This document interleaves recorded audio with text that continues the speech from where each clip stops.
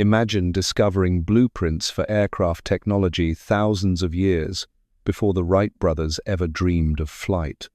Imagine finding detailed descriptions of aerial vehicles that could change shape, travel at the speed of thought, and maneuver through both sky and space with capabilities that would make modern fighter jets look primitive.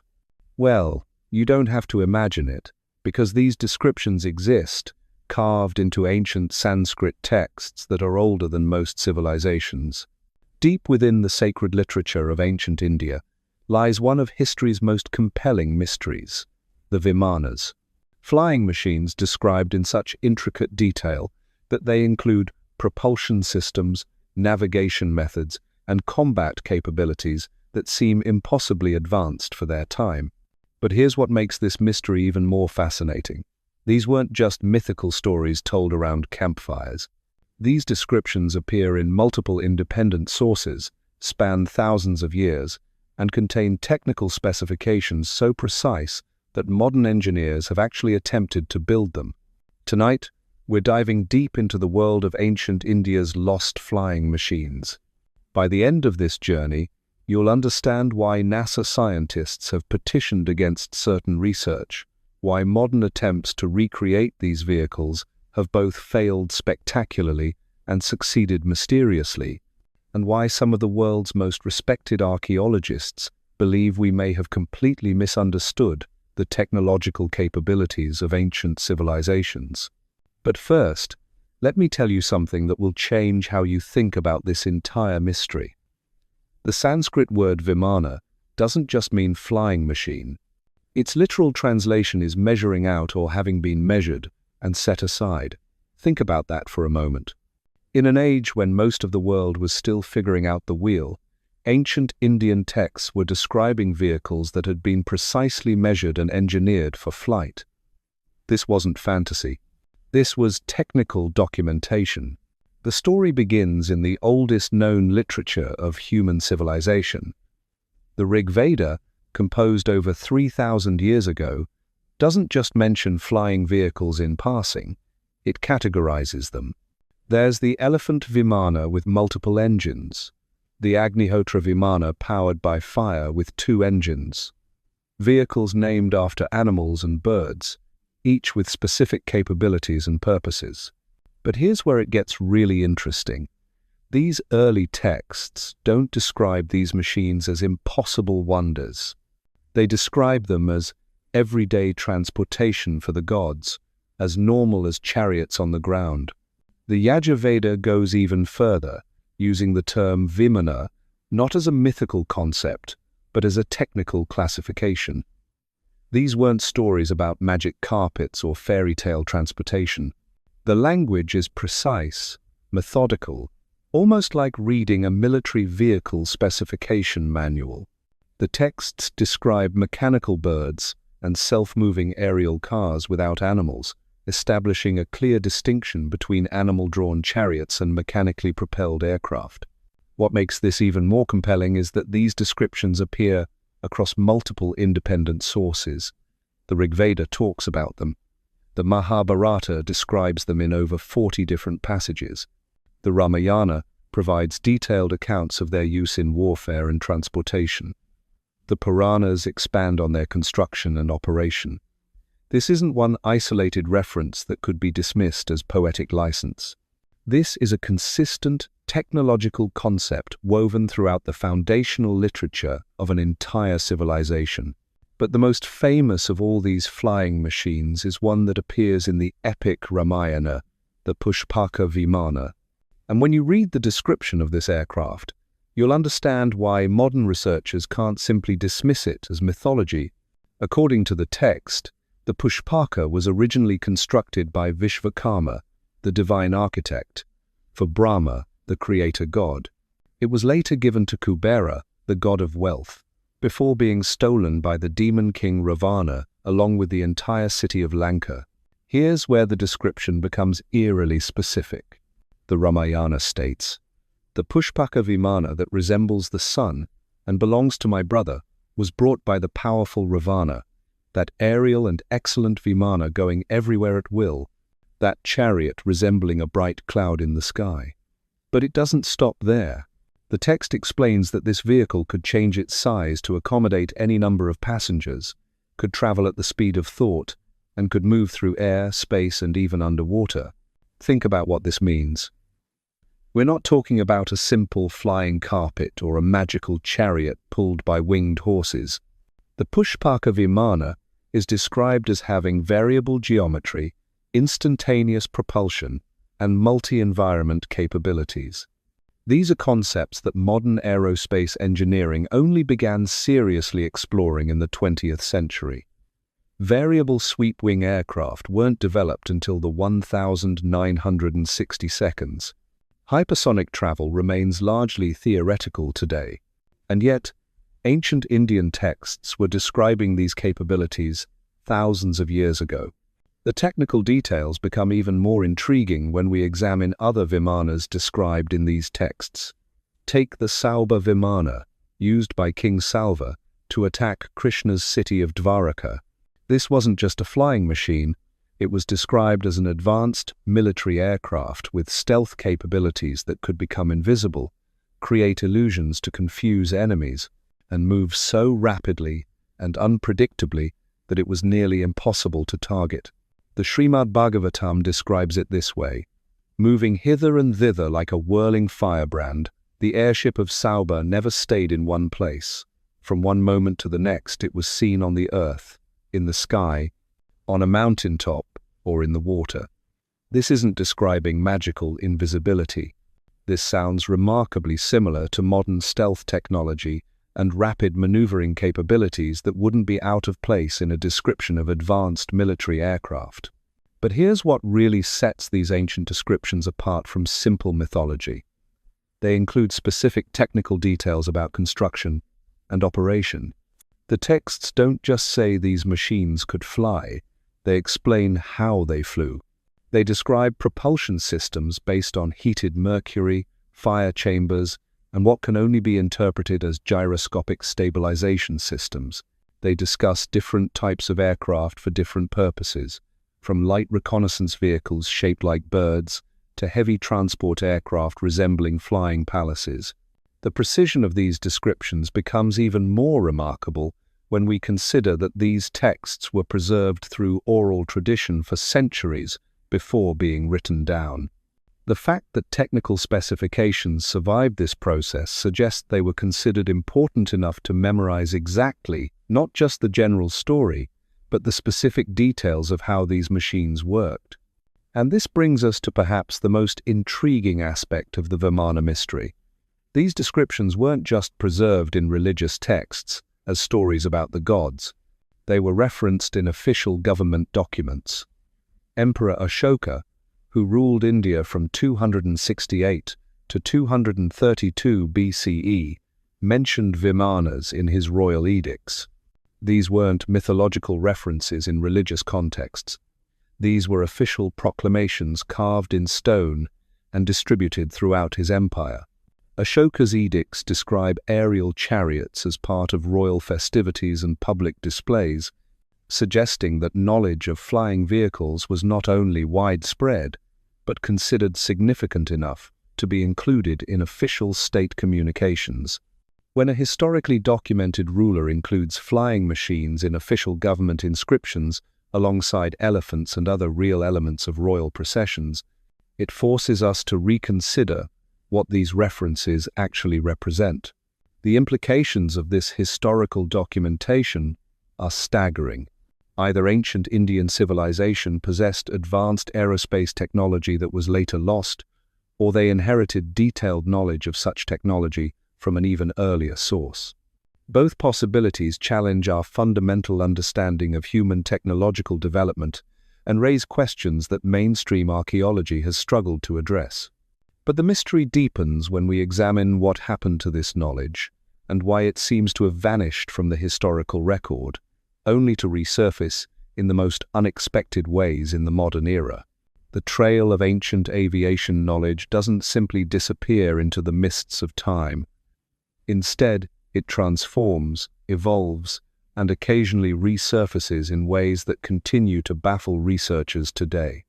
What happened between the detailed technical descriptions in ancient texts and the complete absence of this technology in recorded history represents one of the most perplexing gaps in human technological development.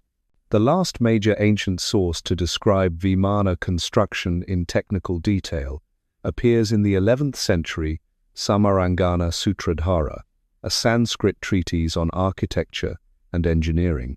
But this text does something extraordinary.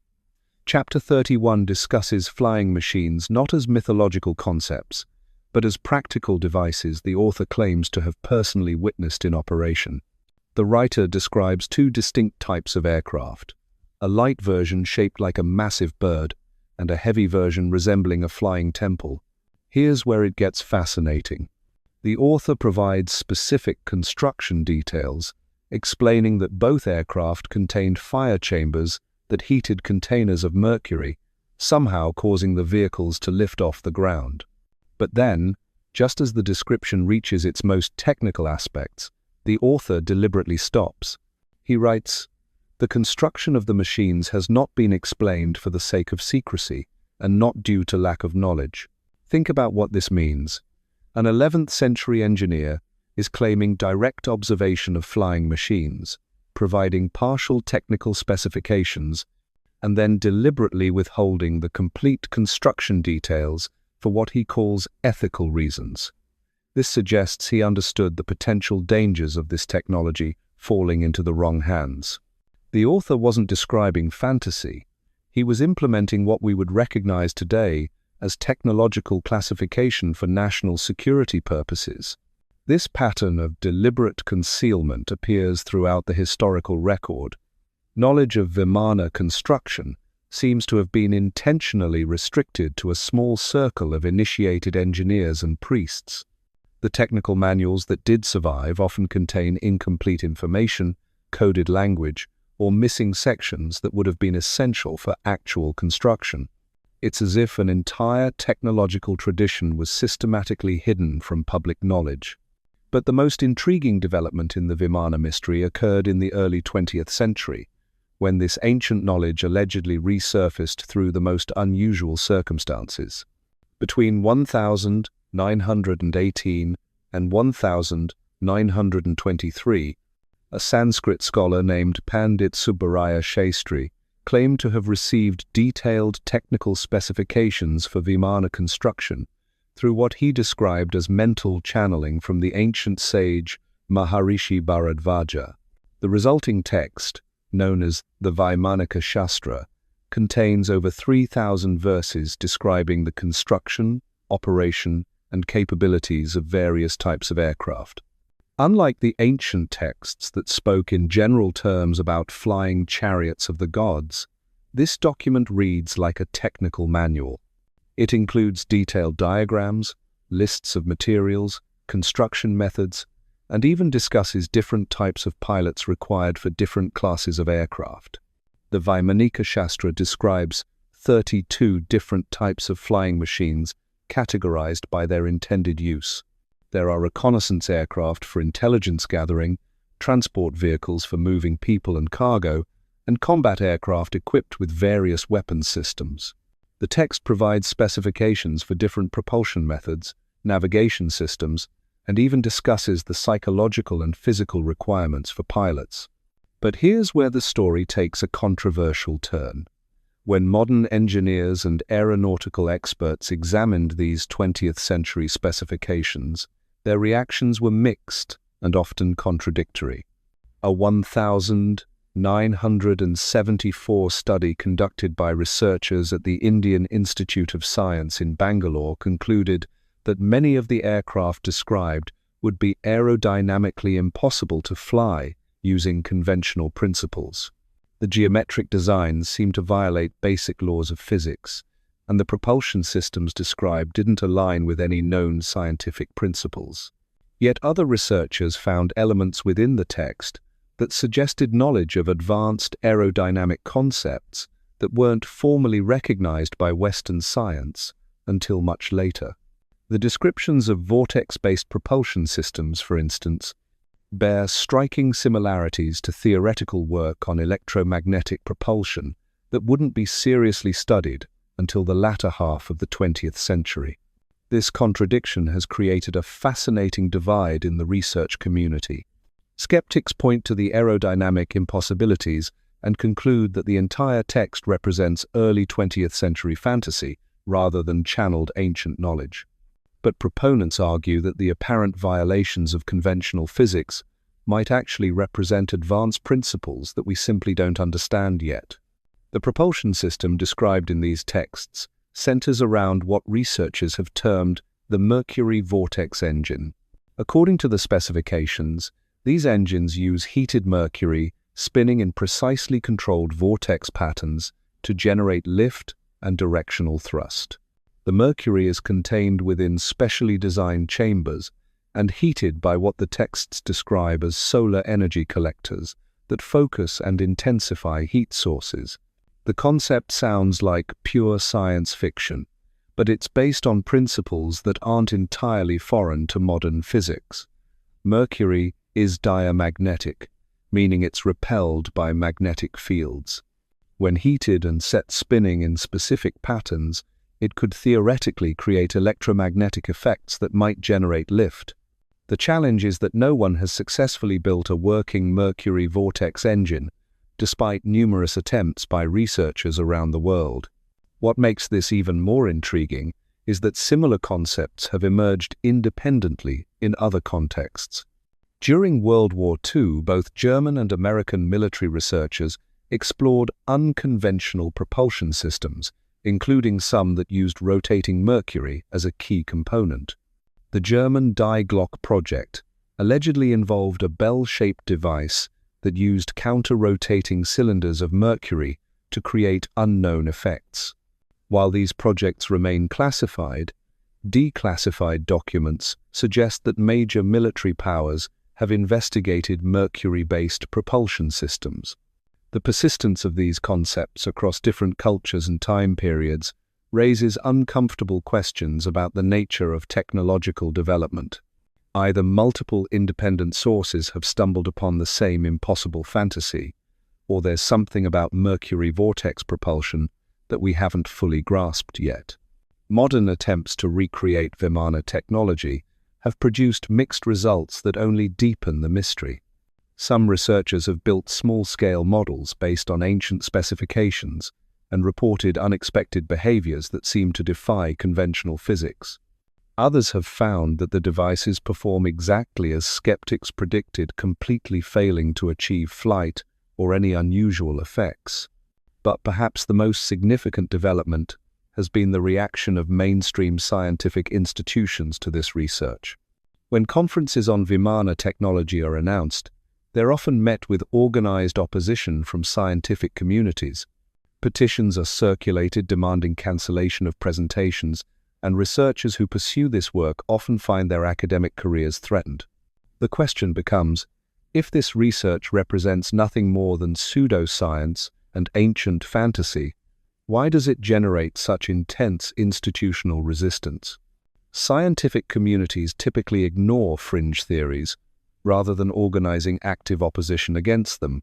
The level of effort devoted to suppressing Vimana research suggests that someone, somewhere, believes there might be more to this ancient knowledge than simple mythology. And this brings us to the most disturbing possibility of all. What if the technology described in these ancient texts wasn't lost through natural historical processes, but was deliberately suppressed? What if there are groups today who understand exactly how these machines worked and have very specific reasons for ensuring that knowledge never becomes public? The evidence for deliberate suppression becomes even more compelling when you examine the pattern of how Vimana research is handled by major institutions worldwide. It's not just academic skepticism we're talking about here.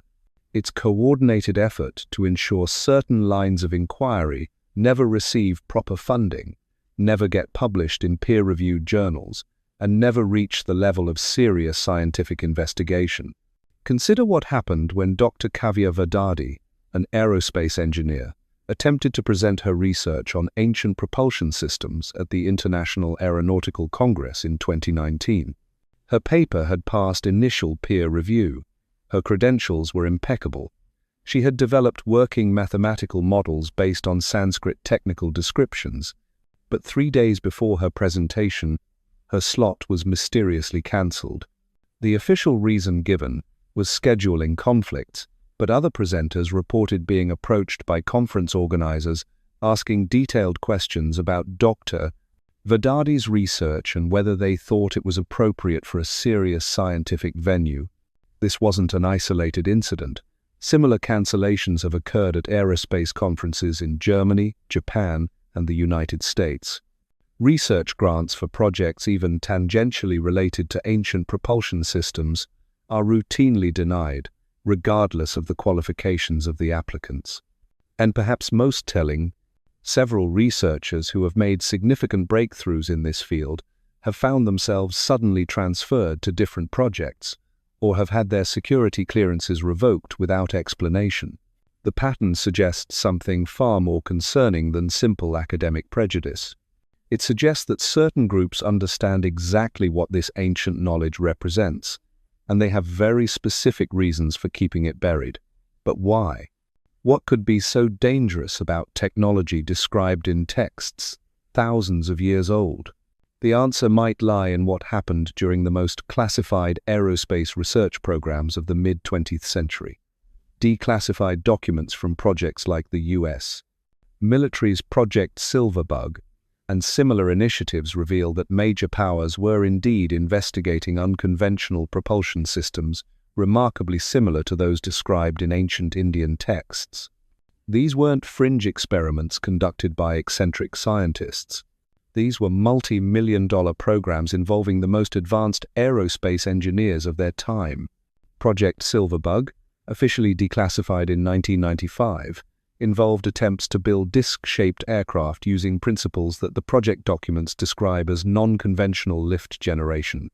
The technical specifications mention heated metal vapors, electromagnetic field manipulation, and rotating chambers containing liquid mercury. Sound familiar? These are virtually identical to the propulsion systems described in the Vimana Shastra and other ancient texts. But here's where the story becomes even more intriguing. The official records show that Project Silverbug and similar programs were terminated in the early 1960 seconds, supposedly because the technology proved impractical. However, budget allocations for related research didn't disappear. They were simply reclassified under different project names and moved to black budget categories that remain classified to this day.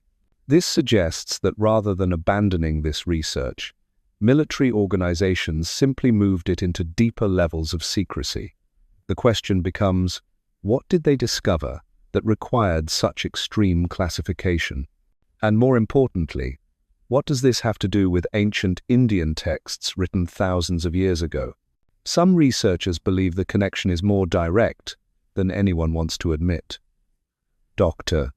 Wilhelm Gutmann, a former aerospace engineer who worked on classified projects in Germany during the 1940 seconds and later immigrated to the United States, made a startling claim before his death in 1987. In a recorded interview that surfaced only recently, he stated that German researchers during World War II had access to Sanskrit texts that provided technical guidance for their most advanced aircraft projects.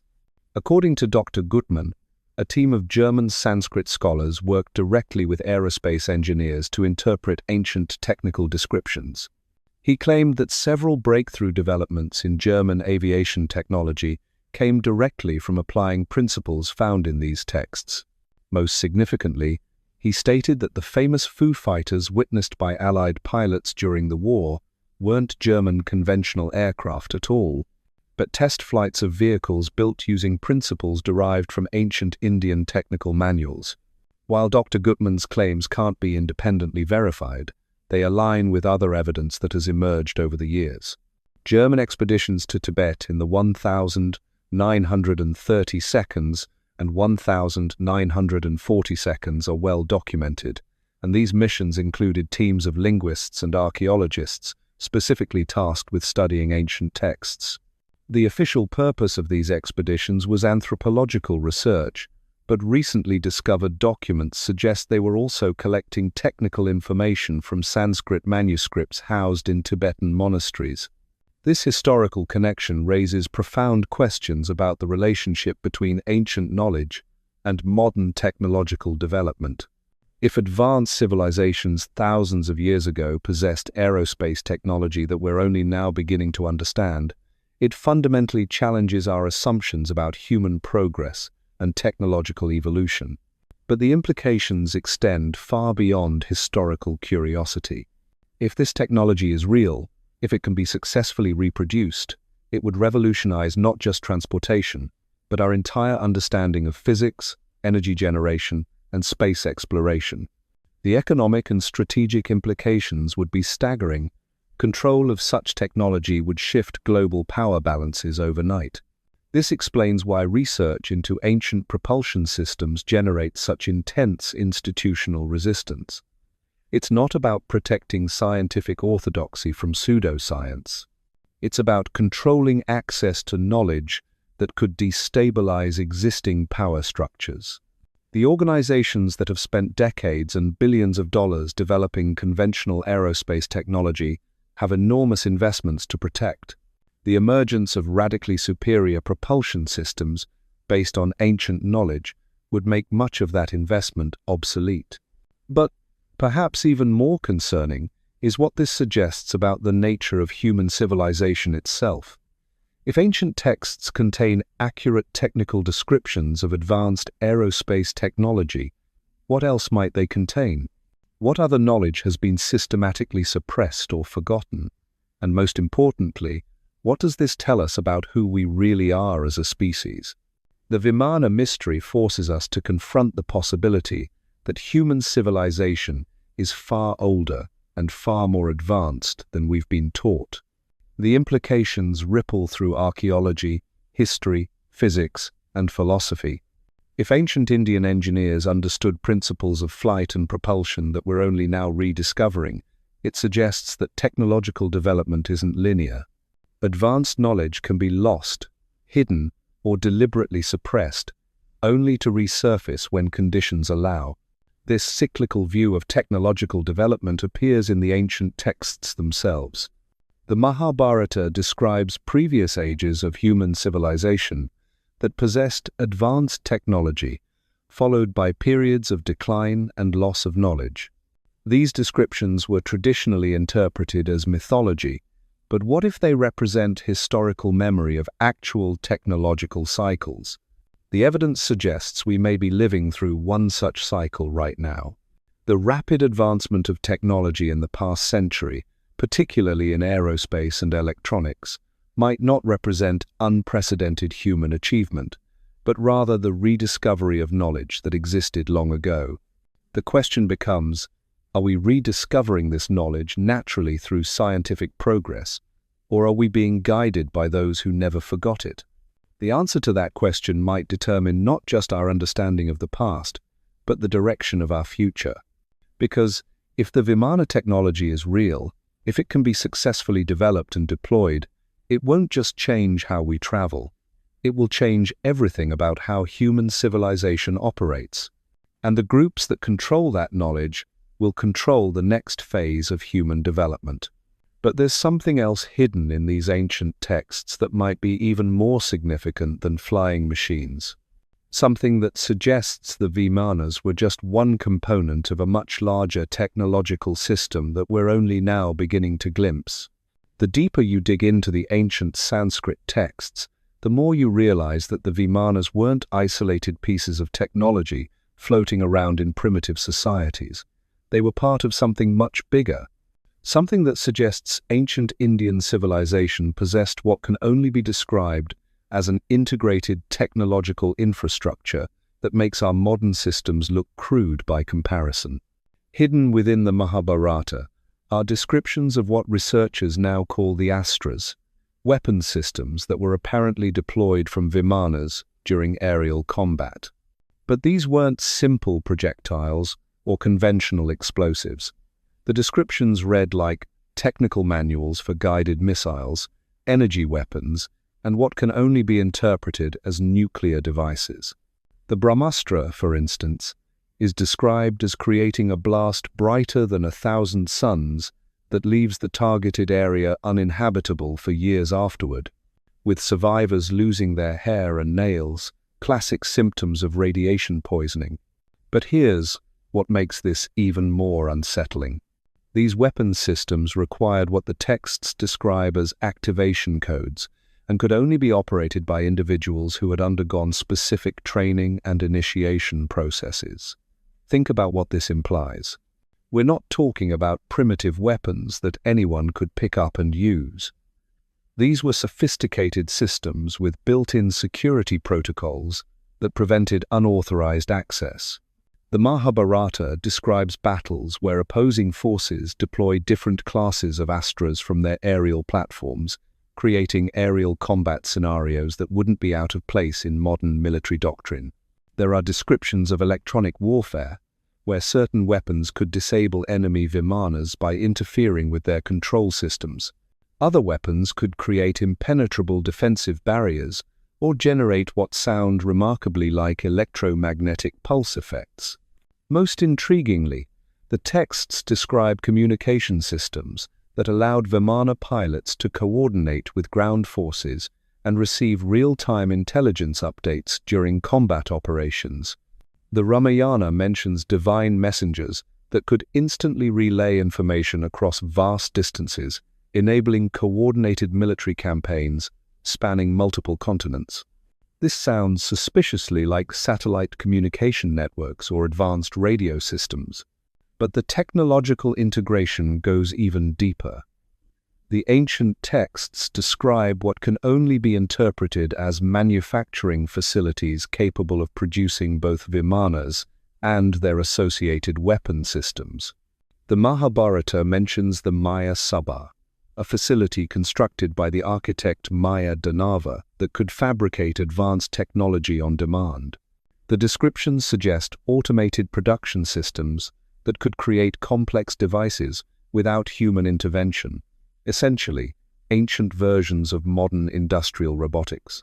These manufacturing capabilities weren't limited to military applications.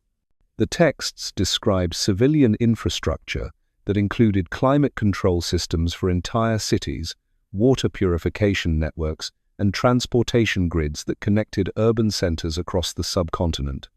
The level of technological integration suggests a civilization that had achieved what we would recognize today as full automation of essential services. Archaeological evidence supporting this technological interpretation has been systematically ignored or suppressed by mainstream institutions. Sites like Hampi in Karnataka contain stone structures with perfectly smooth surfaces and complex geometric patterns that couldn't be achieved with conventional tools. The precision of these constructions suggests advanced manufacturing techniques that we associate with modern computer-controlled machinery. Even more intriguing are the discoveries at sites like Dwarka, the legendary underwater city associated with Krishna.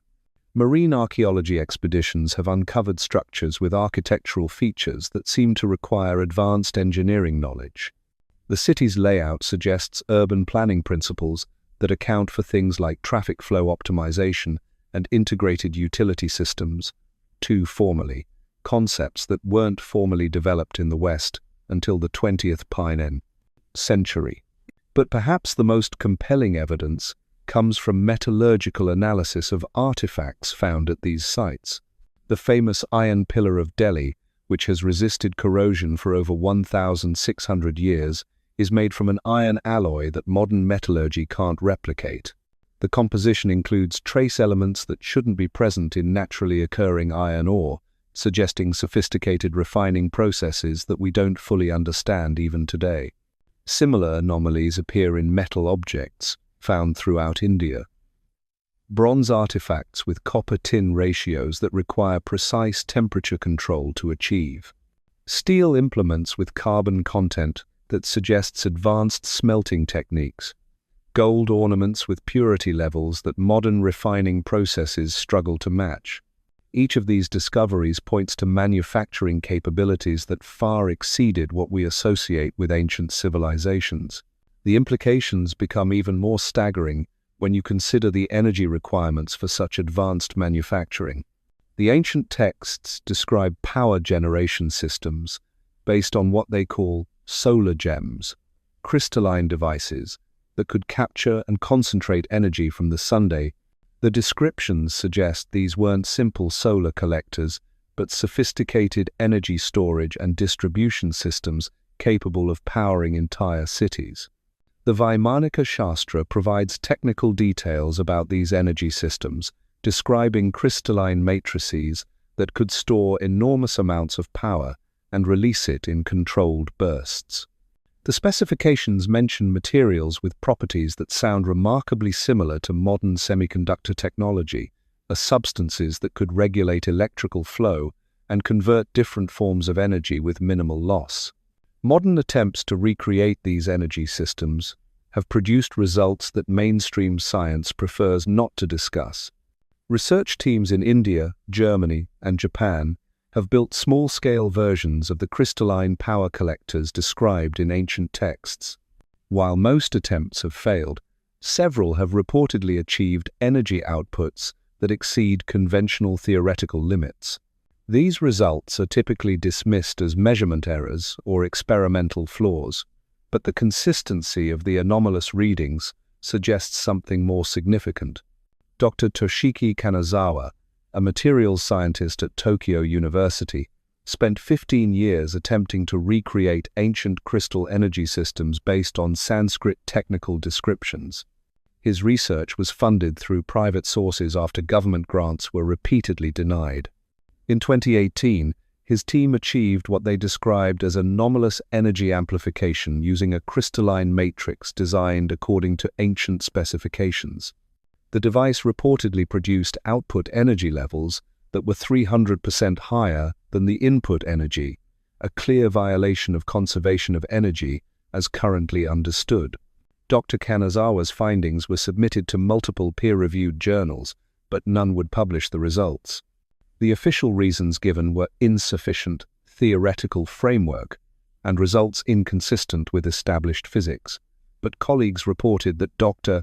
Kanazawa received visits from government officials who strongly encouraged him to discontinue his research.